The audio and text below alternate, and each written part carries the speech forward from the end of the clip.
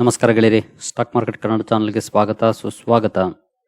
ಗೆಳೆಯರಿ, ವಿಡಿಯೋದಲ್ಲಿ 4 ಬಿಗ್ ಅಪ್ಡೇಟ್ಸ್ಗಳನ್ನ ನಿಮ್ಮ ಮುಂದೆ ತರ್ತಾ ಇದ್ದೀನಿ. ತುಂಬಾನೇ ಇಂಪಾರ್ಟೆಂಟ್ ಆಗಿರುವಂತಹ ಅಪ್ಡೇಟ್ಸ್ಗಳು ಅಂತ ಹೇಳ್ಬೋದು. ಸೊ ಹಾಗಾಗಿ ವಿಡಿಯೋನ ಕೊನೆವರೆಗೂ ನೋಡಿ, ಪೂರ್ತಿ ವಿಚಾರ ತಿಳ್ಕೊಳ್ಳಿ. ನಂತರ ನಿಮಗೆ ಡಿಸಿಷನ್ ತಗೊಳ್ಳಿಕ್ಕೆ ಸಹಾಯ ಕೂಡ ಆಗ್ಬೋದು. ಹಾಗೆ ಕೆಲವು ಸ್ಟಾಕ್ಗಳ ಬಗ್ಗೆ ಕೂಡ ಕವರ್ ಮಾಡ್ತಾ ಇದ್ದೀನಿ. ಎಸ್ಪೆಷಲಿ ತುಂಬಾ ಪ್ರಶ್ನೆಗಳು ಬರ್ತಿರುವಂತಹ ಸ್ಟಾಕ್ಗಳು ಅಂತಾನೆ ಹೇಳ್ಬೋದು ಇವುಗಳನ್ನ. ನೋಡೋಣ, ಒಂದೊಂದಾಗಿ ತಿಳ್ಕೊಳ್ಳೋಣ. ಮೊದಲಿಗೆ ಡಿಸ್ಕ್ಲೇಮರ್ ಕೊಡ್ಲಿಕ್ಕೆ ಇಷ್ಟಪಡ್ತೀನಿ. ಇಲ್ಲಿ ಕವರ್ ಮಾಡ್ತಿರುವಂತಹ ಯಾವುದೇ ಸ್ಟಾಕ್ ಅನ್ನು ಕೂಡ ರೆಕಮೆಂಡ್ ಮಾಡ್ತಿಲ್ಲ. ನೀವು ಫರ್ದರ್ ಸ್ಟಡಿ ಮಾಡಿ ಡಿಸಿಷನ್ ತಗೊಳ್ಬಹುದು. ಆಸ್ ಎಜುಕೇಶನಲ್ ಪರ್ಪಸ್ ನಾನು ಈ ವಿಡಿಯೋ ನಿಮ್ಮ ಮುಂದೆ ತರ್ತಾ ಇದ್ದೀನಿ. ಈಗಾಗಲೇ ಮೊದಲನೇ ನ್ಯೂಸ್ ಅನ್ನ ನೋಡಬಹುದು. Indian government plans 5% ethanol blending in diesel. Ethanol ಬಗ್ಗೆ ಅಂತೂ ನಿಮ್ಗೆ ಈಗಾಗಲೇ ನ್ಯೂಸ್ ಗೊತ್ತಿದೆ. ನಾನು ಕೂಡ ಎಥೆನಾಲ್ ಅಲ್ಲಿ ವರ್ಕ್ ಮಾಡುವಂತ ಹಲವು ಕಂಪನಿಗಳನ್ನ ಕವರ್ ಮಾಡಿದ್ದೀನಿ. ಈಗ ಎಥೆನಾಲ್ ಗೆ ಸಂಬಂಧಪಟ್ಟಂತೆ ಇನ್ನು ದೊಡ್ಡ ಬ್ರೇಕಿಂಗ್ ನ್ಯೂಸ್ ಅಂತಾನೆ ಹೇಳ್ಬೋದು ಇದನ್ನ. ಯಾಕೆಂತಂದ್ರೆ ಎಥೆನಾಲ್ ಅನ್ನ ಇಷ್ಟು ದಿನ ಪೆಟ್ರೋಲ್ ಜೊತೆ ಬ್ಲೆಂಡ್ ಮಾಡಿ ಬಳಸೋ ಅಂತದನ್ನ ನಾವು ನೋಡಿದ್ವಿ. ಈಗ ಡೀಸೆಲ್ ಜೊತೆ ಬ್ಲೆಂಡ್ ಮಾಡುವಂತ ಪ್ಲಾನಿಂಗ್ ಸರ್ಕಾರದ ಕಡೆಯಿಂದ ಆಗ್ತಿದೆ ಅನ್ನೋಂತ ಅಪ್ಡೇಟ್ ಬಂದಿದೆ. ನೋಡಬಹುದು ಇಲ್ಲಿ. The government is evaluating A plan to blend 5% ethanol in diesel ED5 as it nears its goal of achieving 20% ethanol blending in petrol within the next 2 years according to TOI. ಅಂದ್ರೆ times of India. So ಹಿಂದೆ 20% target ಅನ್ನು ಹಾಕೊಂಡಿತ್ತು, especially petrol ಅಲ್ಲಿ blend ಮಾಡ್ಲಿಕ್ಕೆ 20% ethanol blending. ಆದ್ರೆ ಈಗ diesel ಕಡೆ ಕೂಡ ಗಮನ ಹರಿಸ್ತಾ ಇದೆ, ಪ್ಲಾನ್ ಅನ್ನ ಇವ್ಯಾಲ್ಯೂಯೇಟ್ ಮಾಡ್ತಾ ಇದೆ, ಅಲ್ಲಿನ ಸಾಧಕ ಬಾಧಕಗಳನ್ನ ಸ್ಟಡಿ ಮಾಡ್ತಿದೆ ಅಂತ ಹೇಳ್ತಾ ಇದೆ ಟೈಮ್ಸ್ ಆಫ್ ಇಂಡಿಯಾದ ರಿಪೋರ್ಟ್. ನೋಡಬಹುದು ಇಲ್ಲಿ. A meeting on this new proposal took place last week at the Prime Minister's office with all relevant ministries in attendance, sources told TOI. ಈಗಾಗಲೇ ಇದ್ರ ಬಗ್ಗೆ ಸರ್ಕಾರ ಮೀಟಿಂಗ್ ಅನ್ನು ಕೂಡ ಮಾಡಿದೆ, ಎಸ್ಪೆಷಲಿ ಆ ರಿಲೇಟೆಡ್ ಮಿನಿಸ್ಟರ್ಸ್ ಜೊತೆ ಕೂಡ. ಹಾಗೆ ಹಿಂದೆ ಡೀಟೇಲ್ ಆಗಿ ಎಕ್ಸ್ಪ್ಲೈನ್ ಮಾಡಿದೀನಿ ಎಥೆನಾಲ್ ಬ್ಲೆಂಡಿಂಗ್ ಇಂದ ಏನೆಲ್ಲ ಬೆನಿಫಿಟ್ ಆಗುತ್ತೆ ಅನ್ನೋದನ್ನ. ಆ ವಿಡಿಯೋಗಳನ್ನ ನೋಡಿದ್ರೆ ಗೊತ್ತಿರುತ್ತೆ. ಆ ವಿಡಿಯೋಗಳು ಎಲ್ಲಿ ಸಿಗುತ್ತೆ ಬೇಕಂದ್ರೆ ನೋಡಕ್ಕೆ ಅನ್ನೋದನ್ನು ಕೂಡ ನಾನು ಹೇಳ್ತೀನಿ. ಇಲ್ಲಿ ನೋಡಬಹುದು. The ethanol blending initiative aims to enhance environmental benefits and reduce crude oil import cost. ಅಂದ್ರೆ ಎಥೆನಾಲ್ ಬ್ಲೆಂಡ್ ಮಾಡೋದ್ರಿಂದ ಎಮಿಷನ್ ಕಡಿಮೆ ಆಗುತ್ತೆ, ಎಸ್ಪೆಷಲಿ ಕಾರ್ಬನ್ ಡೈಆಕ್ಸೈಡ್ ಅಥವಾ ಕಾರ್ಬನ್ ಮಾನಾಕ್ಸೈಡ್ ಏನು ಆಚೆ ಬರುತ್ತೆ ಅದರ ಪ್ರಮಾಣ ಕಡಿಮೆ ಆಗುತ್ತೆ. ಅದು ಎನ್ವಿರಾನ್ಮೆಂಟ್ ಗೂ ಕೂಡ ತುಂಬಾ ಒಳ್ಳೇದು. ಜೊತೆಗೆ ಕ್ರೂಡ್ ಆಯಿಲ್ ಇಂಪೋರ್ಟ್ ಕಾಸ್ಟ್ ಅನ್ನು ಕೂಡ ರೆಡ್ಯೂಸ್ ಮಾಡುತ್ತೆ. ಇದೆಲ್ಲಾನು ಕೂಡ ಭಾರತಕ್ಕೆ ಆಗುವಂತ benefits.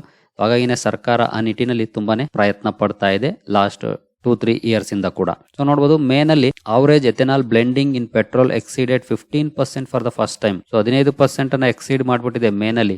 This was made possible through increased purchases from biofuel producers who have expanded their production capacity significantly in recent years. So ಈ ನಿಟ್ಟಿನಲ್ಲಿ ಕೆಲಸ ಮಾಡ್ಲಿಕ್ಕೆ ಈಗ government plans to lay the ground work for ethanol blending in diesel. ಈಗಾಗಲೇ ನಾವು successful ಆಗಿ petrol ಅಲ್ಲಿ ಬಳಸ್ತಾ ಇದೀವಿ. ಈಗ ಡೀಸೆಲ್ ಕಡೆ ಕೂಡ ಕಾನ್ಸಂಟ್ರೇಟ್ ಮಾಡ್ತಾ ಇದೆ ಸರ್ಕಾರ. ಫಸ್ಟ್ ಈಗ 5% ಬಳಸುವಂತ ಯೋಚನೆಯಲ್ಲಿದೆ. ಇದಕ್ಕೆ ಸಂಬಂಧಪಟ್ಟಂತೆ ನಿಮ್ಗೆ ವಿಡಿಯೋಗಳನ್ನ ನೋಡ್ಬೇಕು ಅಂತಂದ್ರೆ ನಮ್ಮ ಚಾನಲ್ ಅಲ್ಲಿ ಪ್ಲೇ ಲಿಸ್ಟ್ ಗೆ ಬಂದ್ರೆ ಇಲ್ಲಿ ಫ್ಯೂಚರ್ ಸೆಕ್ಟರ್ಸ್ ಅಂಡ್ ಸ್ಟಾಕ್ಸ್ ಅಂತ ಒಂದು ಪ್ಲೇ ಲಿಸ್ಟ್ ಇದೆ. ಸೊ ಇಲ್ಲಿದೆ ನೋಡಬಹುದು, ಫ್ಯೂಚರ್ ಸೆಕ್ಟರ್ಸ್ ಅಂಡ್ ಸ್ಟಾಕ್ಸ್. ಸುಮಾರು 65 ವಿಡಿಯೋಸ್ ಇದೆ ಇದರಲ್ಲಿ. ಸೊ ಅದರಲ್ಲಿ ಡೀಟೇಲ್ಡ್ ಕವರೇಜ್ ಅನ್ನ ನಾನು ಮಾಡಿದ್ದೀನಿ, ಎಸ್ಪೆಷಲಿ ಎಥೆನಾಲ್ ರಿಲೇಟೆಡ್ ಸ್ಟಾಕ್ ಗಳನ್ನ. ನಿಮ್ಗೆ ಎಲ್ರಿಗೂ ಗೊತ್ತಿದೆ ಎಥೆನಾಲ್ ಬರೋದು ಶುಗರ್ ಕೇನ್ ಇಂದ. ಶುಗರ್ ಸೆಕ್ಟರ್ ನ ಸ್ಟಾಕ್ ಗಳನ್ನ ಕಾನ್ಸಂಟ್ರೇಟ್ ಮಾಡಬಹುದು.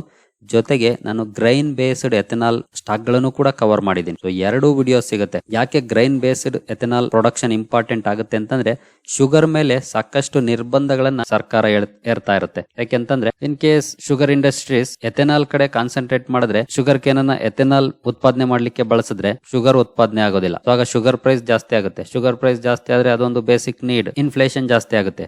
ಹಾಗಾಗಿ ಸರ್ಕಾರ ಎಥೆನಾಲ್ ಗೆ ಶುಗರ್ ಕೇನ್ ಅನ್ನ ಬಳಸೋದಕ್ಕೆ ಕೆಲವೊಂದು ರಿಸ್ಟ್ರಿಕ್ಷನ್ಸ್ ಹಾಕುತ್ತೆ. ಪೂರ್ಣ ಪ್ರಮಾಣದಲ್ಲಿ ರಿಸ್ಟ್ರಿಕ್ಷನ್ಸ್ ಹಾಕೋತಿಲ್ಲ, ನೀವು ಇಷ್ಟನ್ನೇ ಬಳಸಬೇಕು, ಇದಕ್ಕಿಂತ ಜಾಸ್ತಿ ಬಳಸಬಾರ್ದು, ಈ ರೀತಿಯ ರಿಸ್ಟ್ರಿಕ್ಷನ್ಸ್ ಹಾಕುತ್ತೆ. ಹಾಗಾಗಿ ಗ್ರೈನ್ ಬೇಸ್ಡ್ ಎಥೆನಾಲ್ ಪ್ರೊಡಕ್ಷನ್ ಮಾಡುವಂತ ಕಂಪನೀಸ್ ತುಂಬಾನೇ ಇಂಪಾರ್ಟೆಂಟ್ ಆಗುತ್ತೆ. ಸೊ ಅಂತಹ ಕಂಪನಿಗಳನ್ನು ಕೂಡ ಈಗಾಗಲೇ ನಾನು ಇಂದಿನ ವಿಡಿಯೋದಲ್ಲಿ ಕವರ್ ಮಾಡಿದ್ದೀನಿ. ಆ ಪ್ಲೇ ಲಿಸ್ಟ್ ಗೆ ಹೋಗಿ ಒಂದ್ಸಲ ಚೆಕ್ ಮಾಡಿ, ನಿಮ್ಗೆ ಅವುಗಳು ಸಿಗುತ್ತೆ, ಅವುಗಳನ್ನು ಕೂಡ ಸ್ಟಡಿ ಮಾಡಬಹುದು. ಜೊತೆಗೆ ಈ ಶುಗರ್ ಇಂಡಸ್ಟ್ರಿಯ ಸ್ಟಾಕ್ ಗಳೇನಿದಾವೆ ಇವುಗಳು ರಿಸ್ಕಿ ಸ್ಟಾಕ್ ಗಳು. ಇಲ್ಲಿ ದೊಡ್ಡ ಮಟ್ಟದ ಗ್ರೋತ್ ಕಡಿಮೆ, ಆದ್ರೆ ಈ ಸ್ಟಾಕ್ ಗಳು ಒಳ್ಳೆ ಪರ್ಫಾರ್ಮೆನ್ಸ್ ಅನ್ನ ಕೊಡ್ತಿರೋದೇ ಎಥೆನಾಲ್ ನ ಕಾರಣಕ್ಕೆ. ಹಾಗಾಗಿ ಇವುಗಳನ್ನು ಕೂಡ ಸ್ಟಡಿ ಮಾಡಿ, ಅವುಗಳನ್ನು ಕೂಡ ಸ್ಟಡಿ ಮಾಡಿ ನಿಮಗೆ ಬೆಸ್ಟ್ ಅನ್ಸುವಂತ 1-2 ಸ್ಟಾಕ್ ಗಳನ್ನ ಸೆಲೆಕ್ಟ್ ಮಾಡಿ ಡಿಸಿಷನ್ ತಗೊಳ್ಳಿ. ಇನ್ ಕೇಸ್ ಇಂಟ್ರೆಸ್ಟೆಡ್ ಇದೀರಿ ಈ ಸೆಕ್ಟರ್ ಅಲ್ಲಿ ಅಂತಂದ್ರೆ, ಇಲ್ಲ ಸ್ಟ್ರೈಟ್ ಅವೇ ಇಗ್ನೋರ್ ಕೂಡ ಮಾಡಬಹುದು. ನಂತರ 2ನೇ ಬಿಗ್ ನ್ಯೂಸ್ ಗೆ ಬರೋದಾದ್ರೆ ಓಲಾ ಎಲೆಕ್ಟ್ರಿಕ್. ಇವತ್ತು ಕೂಡ 20% ಅಪ್ಪರ್ ಸರ್ಕ್ಯೂಟ್ ಅಲ್ಲಿ ಸ್ಟಾಕ್ ಕ್ಲೋಸಿಂಗ್ ಅನ್ನು ಕೊಟ್ಟಿದೆ. ಈ ರೀತಿಯ ಸನ್ನಿವೇಶದಲ್ಲಿ ಸಾಕಷ್ಟು ಪ್ರಶ್ನೆಗಳು ಕಂಪನಿಯ ಬಗ್ಗೆ ಬರ್ತಾ ಇರುತ್ತವೆ. ನಾನು ಅದಕ್ಕೆ ಆನ್ಸರ್ ಮಾಡೋ ಅಂತ ಪ್ರಯತ್ನ ಈ ವಿಡಿಯೋದಲ್ಲಿ ನಾನು ಮಾಡ್ತಾ ಇದ್ದೀನಿ. ಓಲಾ ಎಲೆಕ್ಟ್ರಿಕ್ ನ ಪರ್ಫಾರ್ಮೆನ್ಸ್ ಅನ್ನ ನೋಡಬಹುದು. 20% ಮೊನ್ನೆ ಲಿಸ್ಟ್ ಆದಾಗ ಕೂಡ ಲಿಸ್ಟ್ ಆದ ನಂತರ ಮ್ಯೂಟೆಡ್ ಲಿಸ್ಟಿಂಗ್ ಆಯ್ತು, 76 ರೂಪಾಯಿ ಇಶ್ಯೂ ಪ್ರೈಸ್ ಇತ್ತು, 76ಕ್ಕೆ ಲಿಸ್ಟ್ ಆಯ್ತು. ಆ ನಂತರ ಒಳ್ಳೆ ರ್ಯಾಲಿ ಕಂಡು ಬಂತು. ಓವರಾಲ್ ನೋಡಬಹುದು 43% ಅಪ್ ಅಲ್ಲಿ ಇದೆ ಸ್ಟಾಕ್. ಇಂತಹ ಸನ್ನಿವೇಶದಲ್ಲಿ ಸಾಕಷ್ಟು ಪ್ರಶ್ನೆಗಳು ಬರ್ತಾ ಇರುತ್ತೆ, ನಾವು ಬೈ ಮಾಡಬಹುದಂತ. ಬಟ್ ಈ ಸ್ಟಾಕ್ ಅನ್ನ ನೀವು ಬೈ ಮಾಡೋದಕ್ಕೆ ಮುಂಚೆ ಕೆಲವು ವಿಷಯಗಳನ್ನ ತಿಳ್ಕೊಳ್ಬೇಕು. ಈ ರೀತಿ ರ್ಯಾಲಿಯನ್ನ ನೋಡಿ ನೀವು ಬೈ ಮಾಡಿದಿರಿ ಅಂತಂದ್ರೆ ಖಂಡಿತ ತಪ್ಪು ಮಾಡಿದಿರಿ ಅಂತಾನೆ ಅರ್ಥ ಆಗುತ್ತೆ. ಹಾಗಾಗಿ ನಾವು ಈ ಕಂಪನಿ ಬಗ್ಗೆ ಮೊದಲು ತಿಳ್ಕೊಳ್ಬೇಕು.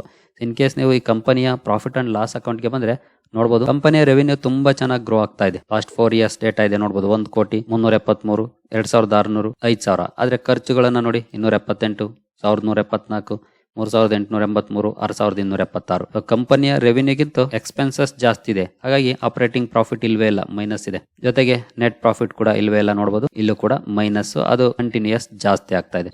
ಈ ವಿಷಯ ನೀವು ತಿಳ್ಕೊಂಡಿರ್ಬೇಕು. ಆದ್ರೆ ಇದು ಒಂದು ಎಮರ್ಜಿಂಗ್ ಸೆಕ್ಟರ್, ಇದರ ಫ್ಯೂಚರ್ ಅನ್ನ ನೋಡಿ ನಾವು ಇನ್ವೆಸ್ಟ್ಮೆಂಟ್ ಡಿಸಿಷನ್ ಅನ್ನು ತಗೊಳ್ಬೇಕಾಗುತ್ತೆ. ಬಟ್ ಆ ಫ್ಯೂಚರ್ ಅನ್ನ ನೋಡಿದ್ರೆ ಸ್ಟಾಕ್ ಪ್ರೈಸ್ ಮೇಲೆ ಹೋಗ್ತಾ ಇರೋದು ಸಸ್ಟೈನ್ ಆಗುತ್ತಾ, ಫ್ಯೂಚರ್ ಅಲ್ಲಿ ಯಾವ ರೀತಿ ಪರ್ಫಾರ್ಮೆನ್ಸ್ ಬರುತ್ತೋ ಗೊತ್ತಿಲ್ಲ. ಸದ್ಯದ ಮಟ್ಟಿಗಂತೂ ಒಳ್ಳೆ ಪರ್ಫಾರ್ಮೆನ್ಸ್ ಸ್ಟಾಕ್ ಅಲ್ಲಿ ಬರ್ತಾ ಇದೆ. ಇಂಥ ಸಮಯನ ನೋಡಿ ನಾವು ಇನ್ವೆಸ್ಟ್ಮೆಂಟ್ ಅನ್ನ ಮಾಡಿದ್ರೆ ಖಂಡಿತ ನನಗೇನು ಅಷ್ಟು ಒಳ್ಳೆ ರಿಟರ್ನ್ಸ್ ಅನ್ನ ಗಳಿಸಕ್ ಆಗುತ್ತೋ ಇಲ್ವೋ ಗೊತ್ತಿಲ್ಲ. ಯಾಕಂದ್ರೆ ಫಾರ್ ಟೈಮ್ ಬಿಂಗ್ ಅವಾಯ್ಡ್ ಮಾಡೋದು ಬೆಟರ್ ಅನ್ಸುತ್ತೆ ನನ್ನ ಪ್ರಕಾರ. ಹಾಗೆ ಇಲ್ಲಿ ಇನ್ನೂ ಒಂದು ಪಾಯಿಂಟ್ ಅನ್ನು ಅಬ್ಸರ್ವ್ ಮಾಡಬಹುದು. ಒಂದು ಬೆಟರ್ ಎಕ್ಸಾಂಪಲ್ ಅಂತಂದ್ರೆ ಝೊಮ್ಯಾಟೊ ಕೂಡ ಲಿಸ್ಟ್ ಆದಾಗ ಇದೇ ರೀತಿ ಪರ್ಫಾರ್ಮೆನ್ಸ್ ಇತ್ತು. ಕಂಪನಿಯ ರೆವಿನ್ಯೂ ಕಂಟಿನ್ಯೂಸ್ ಗ್ರೋ ಆಗ್ತಾ ಇತ್ತು, ಆದ್ರೆ ಆಪರೇಟಿಂಗ್ ಪ್ರಾಫಿಟ್ ಇರಲಿಲ್ಲ, ನೆಟ್ ಪ್ರಾಫಿಟ್ ಕೂಡ ಇರಲಿಲ್ಲ, ಜಾಸ್ತಿನೇ ಆಗ್ತಾ ಇತ್ತು ಲಾಸ್. ಅಂತ ಸನ್ನಿವೇಶದಲ್ಲಿ ಕಂಪನಿಯ ಲಿಸ್ಟಿಂಗ್ ಆಯ್ತು. ಲಿಸ್ಟಿಂಗ್ ಆದ ನಂತರ ಒಳ್ಳೆ ರ್ಯಾಲಿ ಕೂಡ ಬಂತು ಒಂದಷ್ಟು ದಿನ. ಆ ನಂತರ ಒಳ್ಳೆ ಕರೆಕ್ಷನ್ ಕೂಡ ಬಂತು. ಯಾವಾಗ ಕಂಪನಿ ಪ್ರಾಫಿಟಬಲ್ ಆಗ್ಲಿಕ್ಕೆ ಶುರುವಾಯ್ತೋ ಅಲ್ಲಿಂದ ಇನ್ನೂ ಒಳ್ಳೆ ರ್ಯಾಲಿ ಬಂತು.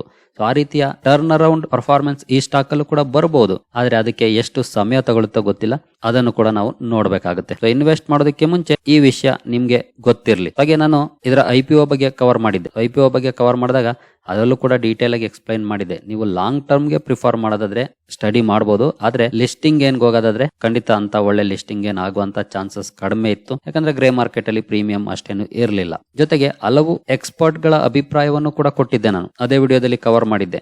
ಎಲ್ಲರೂ ಕೂಡ ಹೇಳಿದ್ ಒಂದೇ ಮಾತು, ನೀವು ಲಾಂಗ್ ಟರ್ಮ್ ಹೋಗ್ತೀರಿ ಅಂತಂದ್ರೆ ಹೋಗ್ಬೋದು, ಇಲ್ಲಾಂದ್ರೆ ಅವಾಯ್ಡ್ ಮಾಡಬಹುದು ಅಂತ. ನೀವು ಆ ನಿಟ್ಟಿನಲ್ಲಿ ಪ್ರಯತ್ನ ಮಾಡ್ತೀರಿ ಅಂತಂದ್ರೆ ಖಂಡಿತ ನಿಮ್ ಇಷ್ಟ ಹೋಗ್ಬೋದು. ಬಟ್ ಈಗ ಲಾಸ್ ಮೇಕಿಂಗ್ ಕಂಪನಿ ಆಗಿರೋದ್ರಿಂದ ಈಗ ಶಾರ್ಟ್ ಟರ್ಮ್ ಅಲ್ಲಿ ಬರುವಂತ ರ್ಯಾಲಿ ಎಷ್ಟರ ಮಟ್ಟಿಗೆ ಸಸ್ಟೈನ್ ಆಗುತ್ತೆ ಅದರ ಬಗ್ಗೆ ಕ್ವಶನ್ ಮಾರ್ಕ್ ಇದೆ. ಹಾಗಾಗಿ ಆ ನಿಟ್ಟಿನಲ್ಲೂ ಕೂಡ ನೀವು ಯೋಚನೆ ಮಾಡಿ ಡಿಸಿಷನ್ ತಗೊಳ್ಬಹುದು ಈ ಸ್ಟಾಕ್ ಅಲ್ಲಿ, ಅಥವಾ ವೆಯ್ಟ್ ಮಾಡಬಹುದು ಕಂಪನಿ ಪ್ರಾಫಿಟಬಲ್ ಬರೋವರೆಗೂ. ನಾನಂತೂ ಸಾಕಷ್ಟು ಸಲ ಹೇಳಿದೀನಿ, ಲಾಸ್ ಮೇಕಿಂಗ್ ಕಂಪನಿಯಲ್ಲಿ ಇನ್ವೆಸ್ಟ್ ಮಾಡುವಾಗ ಖಂಡಿತ ತುಂಬಾ ಹುಷಾರಾಗಿರ್ಬೇಕು. ಯಾಕಂದ್ರೆ ಯಾವಾಗ ಟರ್ನ್ ಅರೌಂಡ್ ಬರುತ್ತೋ ಗೊತ್ತಿಲ್ಲ. ಬಟ್ ಟರ್ನ್ ಅರೌಂಡ್ ಬಂದಾಗ ಕಂಪನಿಯಲ್ಲಿ ಒಳ್ಳೆ ಪರ್ಫಾರ್ಮೆನ್ಸ್ ಬರುತ್ತೆ. ಅದಕ್ಕೆ ಬೆಸ್ಟ್ ಎಕ್ಸಾಂಪಲ್ ನಾನು ಅವಾಗಲೇ ಹೇಳಿದಾಗೆ ಝೊಮ್ಯಾಟೊ. ಅಲ್ಲಿವರೆಗೂ ವೆಯ್ಟ್ ಮಾಡೋದು ಬೆಟರ್ ಅನ್ಸುತ್ತೆ.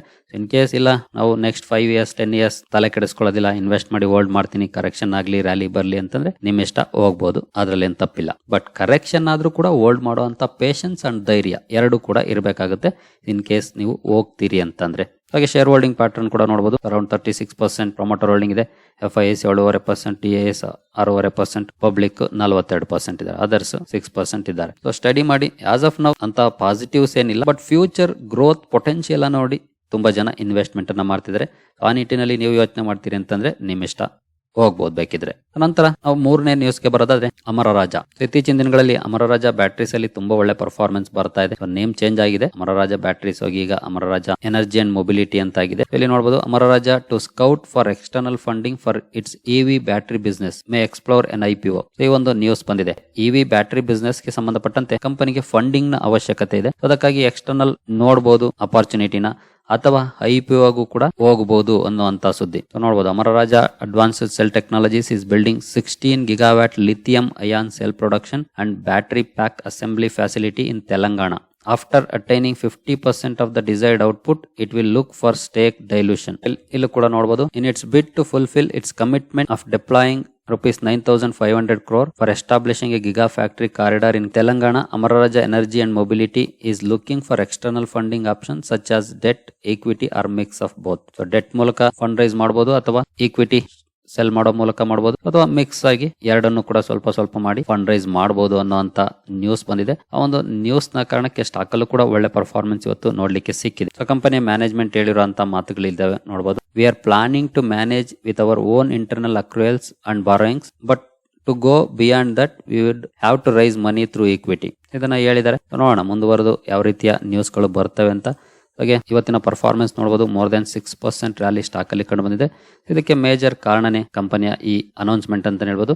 27,000 ಕೋಟಿ ಮಾರ್ಕೆಟ್ ಕ್ಯಾಪ್ ಇರುವಂತಹ ಸ್ಟಾಕ್ ಲಾಸ್ಟ್ 1 ಇಯರ್ ಪರ್ಫಾರ್ಮೆನ್ಸ್ ಅನ್ನು ನಾವು ನೋಡಿದ್ರೆ ನೋಡಬಹುದು 161% ಅಪ್ ಆಗಿದೆ ಸ್ಟಾಕ್. ತುಂಬಾ ಒಳ್ಳೆ ಪರ್ಫಾರ್ಮೆನ್ಸ್ ಇತ್ತೀಚಿನ ದಿನಗಳಲ್ಲಿ ನೋಡ್ಲಿಕ್ಕೆ ಸಿಕ್ಕಿದೆ. 5 ಇಯರ್ಸ್ ಅಲ್ಲಿ ಪರ್ಫಾರ್ಮೆನ್ಸ್ ನೋಡಿದ್ರೆ 159% ಇದೆ. ಹಾಗೆ ಮ್ಯಾಕ್ಸಿಮಮ್ ಪರ್ಫಾರ್ಮೆನ್ಸ್ ನೋಡಬಹುದು. ಈ ರೀತಿ ಪರ್ಫಾರ್ಮೆನ್ಸ್ ಅನ್ನ ಕೊಟ್ಟಿರುವಂತಹ ಕಂಪನಿ. ಇಂಟ್ರೆಸ್ಟ್ ಇರೋರು ಬೇಕಿದ್ರೆ ಸ್ಟಡಿ ಮಾಡಬಹುದು. ಖಂಡಿತ ಕಂಪನಿಯ ಪ್ಲಾನ್ ಏನಿದೆ ಬಿಗ್ ಪ್ಲಾನ್, ಅದರಲ್ಲಿ ಕಂಪನಿ ಯಶಸ್ಸಾದ್ರೆ ಕಂಪನಿಗೂ ಕೂಡ ಒಳ್ಳೆ ಲಾಭ ಇರುತ್ತೆ. ನಂತರ ಮೂರನೇ ನ್ಯೂಸ್ಗೆ ಬರೋದಾದ್ರೆ ನಾಲ್ಕನೇ ನ್ಯೂಸ್ಗೆ ಅಥವಾ ಕೊನೆಯ ನ್ಯೂಸ್ಗೆ CPI, IIP ಅಂಡ್ GDP ಇದರ ಬಗ್ಗೆ ಒಂದು ನ್ಯೂಸ್ ಬಂದಿದೆ. Major revision in the way to deduce economic indicators like CPI, IIP, GDP shortly. ಇದು ಯಾವುದೇ ಒಂದು ಪರ್ಟಿಕ್ಯುಲರ್ ಸ್ಟಾಕ್ಗೆ ಸಂಬಂಧಪಟ್ಟಂತ ನ್ಯೂಸ್ ಅಲ್ಲ, ಬಟ್ ಓವರ್ ಆಲ್ ಎಕಾನಮಿಗೆ ಸಂಬಂಧಪಟ್ಟಂತ ನ್ಯೂಸ್. ಸೊ ಬೇಸ್ ಇಯರ್ ಏನಿದೆ ಅದನ್ನ ಬಹುಶಃ ಚೇಂಜ್ ಮಾಡಬಹುದು ಅನ್ನೋಂತ ನ್ಯೂಸ್ ಇದು. ಯಾಕಂದ್ರೆ ಈಗ 2011-12 ಬಳಸ್ತಿದ್ದಾರೆ ಆಸ್ ಎ ಬೇಸ್ ಇಯರ್ ಆಗಿ. ನೀವು ಇಲ್ಲಿ ನೋಡಬಹುದು ಡೊಮೆಸ್ಟಿಕ್ ಪ್ರಾಡಕ್ಟ್ ಎಸ್ಪೆಷಲಿ GDP ಗೆ ಸಂಬಂಧಪಟ್ಟಂತೆ 2011-12 ಬೇಸ್ ಇಯರ್ ಆಗಿ ಬಳಸ್ತಾ ಇದ್ರೆ. ಮುಂಚೆ 2006-7 ಬಳಸ್ತಾ ಇದ್ರು, ನಂತರ 2011-12 ಆಯ್ತು. ಈಗ ಬಹುಶಃ 2023-24 ಬಳಸಬಹುದು ಅನ್ನೋಂತ ಸುದ್ದಿಗಳಿದೆ. ಇದೇನು ಕನ್ಫರ್ಮ್ಡ್ ನ್ಯೂಸ್ ಅಲ್ಲ, ರಿಪೋರ್ಟ್ ಮೂಲಕ ಬಂದಿರುವಂತಹ ನ್ಯೂಸ್. ಅದರಲ್ಲೂ 2023-24 ಬಳಸ್ತಾರ ಅಥವಾ 24-25 ಬಳಸ್ತಾರ ಗೊತ್ತಿಲ್ಲ. GDP ಹಾಗೂ ಇನ್ಫ್ಲೇಷನ್, ನಂತರ ಇಂಡಸ್ಟ್ರಿಯಲ್ ಪ್ರೊಡಕ್ಷನ್ ಬಹುಶಃ ಇವುಗಳ ಬೇಸ್ ಇಯರ್ ಅನ್ನ ಬದಲಾವಣೆ ಮಾಡಬಹುದು ಅನ್ನುವಂತ ಸುದ್ದಿ. ನೋಡೋಣ ಯಾವ ರೀತಿಯ ಅಪ್ಡೇಟ್ ಗಳನ್ನ ಸರ್ಕಾರ ಮುಂದಿನ ದಿನಗಳಲ್ಲಿ ಕೊಡುತ್ತೆ ಅಂತ. ಹಾಗೆ ಫ್ಯೂಚರ್ ಸೆಕ್ಟರ್ ಸ್ಟಾಕ್ಸ್ ಗೆ ಸಂಬಂಧಪಟ್ಟಂತ ಪ್ಲೇ ಲಿಸ್ಟ್ ಅನ್ನ ಒಂದ್ಸಲ ನೋಡಿ. ಸುಮಾರು 65 ವಿಡಿಯೋಸ್ ಇದೆ. ಅದರಲ್ಲಿ ಸಾಕಷ್ಟು ಫ್ಯೂಚರ್ ಓರಿಯೆಂಟೆಡ್ ಬಿಸ್ನೆಸಸ್ ಬಗ್ಗೆ ಕೂಡ ಕವರ್ ಮಾಡಿದೀನಿ. ಜೊತೆಗೆ ಎಥೆನಾಲ್ ಸ್ಟಾಕ್ ಗಳನ್ನು ಕೂಡ ನೋಡಬಹುದು. ಸರಿಗಳೇ, ಈ ಎಲ್ಲ ಅಪ್ಡೇಟ್ಸ್ ನಿಮಗೆ ಇಷ್ಟ ಆಗಿದೆ ಅನ್ಕೊಳ್ತೀನಿ. ಮುಂದಿನ ವಿಡಿಯೋದಲ್ಲಿ ಸಿಗೋಣ. ಅಲ್ಲಿವರೆಗೂ ಜೈ ಹಿಂದ್, ಜೈ ಕರ್ನಾಟಕ.